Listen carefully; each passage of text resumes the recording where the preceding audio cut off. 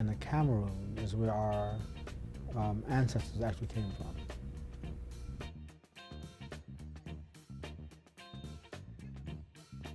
When I think about the images we see on television today,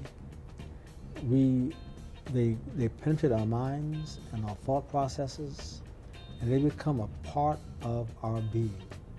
They become a part of us. So when we make reference to someone, whether it's Christ or whether it's a prophet or whether it's an individual, whatever it may be, it's that image that we see that makes us think that way. You don't think about Africa without thinking about some young person with a swollen belly and a fly on their lip. It's the image, not the image that I saw in Africa. When I got there, I saw stores that had shaving cream and toothpaste. I was amazed.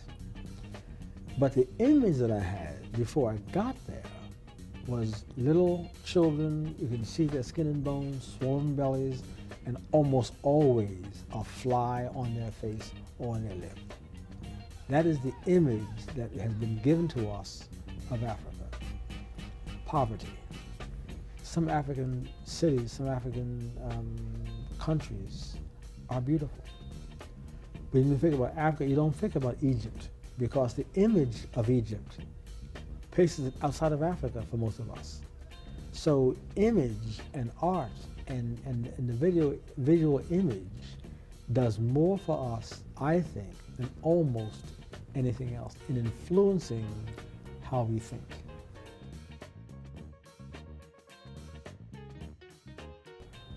I believe that black women have been and are a sustaining force in our race. We would have been annihilated had it not been for the understanding of black women who persevered through slavery, who allowed themselves to be raped, to be dehumanized, and not allow the black man to retaliate, understanding it would be his death. I am appalled at music today that denigrates and destroys the image of black women, because black women are the true backbone of this race.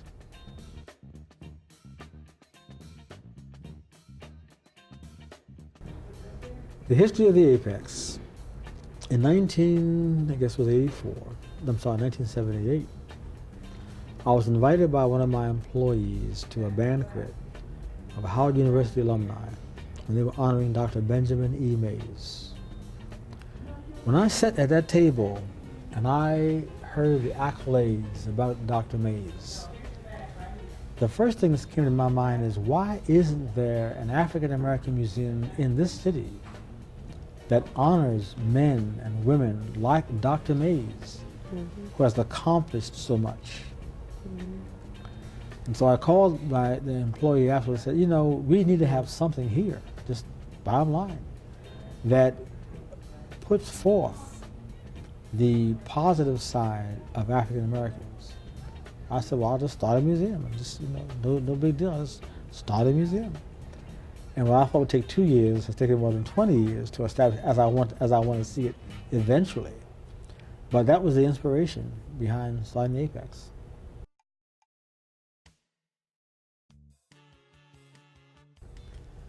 You would experience history. You'd experience history almost on a first-hand basis, as though you were actually there.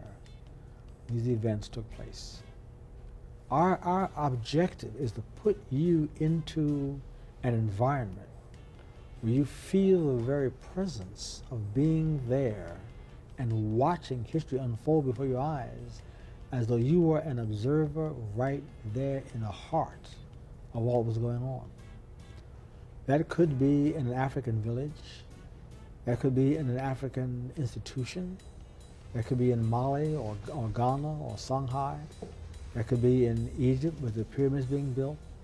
It could be in a slave castle where you actually stand next to life-size mannequins that actually move and walk and talk in different languages. So you feel I was there. It was almost like in my bosom when I was there and I stood in a slave castle, or I walked into the hold of a slave ship and I saw people lying down in spoon-like fashion, moaning and groaning and talking different languages, unable to even communicate. I saw it, I felt it, I was there. I saw an auction block. I saw them examine this man in his buttocks and in his mouth. I saw them buy him and not his wife, and send his wife on to different plantation. I saw it, I felt it, I lived it. I saw the Harlem Renaissance. I saw Duke Ellington and Cab Calloway, and I experienced Ella Fitzgerald, and I experienced it. I was there. That's the feeling I want you to have when you come out of the Apex.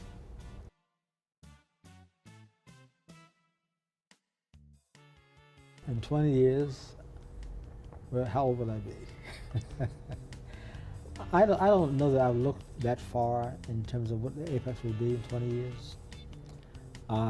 My feeling is when we get the Apex to where it ought to be, hopefully it will have such an influence that those who come behind me will be able to make it what it ought to be for the next generation.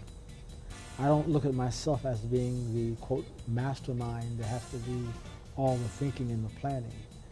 From this experience ought to come some young people with some sharper minds and some brighter ideas and a greater and broader vision to make the Apex what it needs to be for the next generation.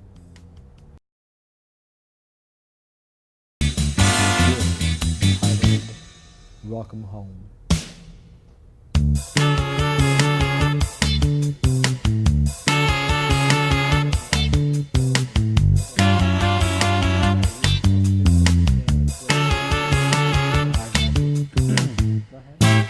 This is my wife.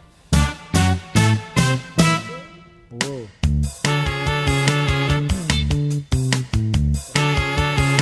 Me in my office in Philadelphia.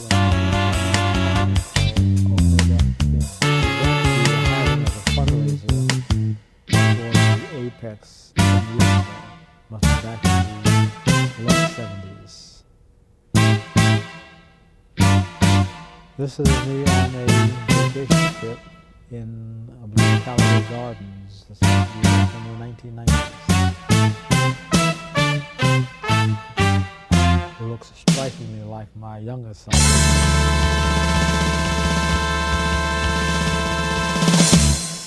This is just a headshot of me taken back about 10 years ago.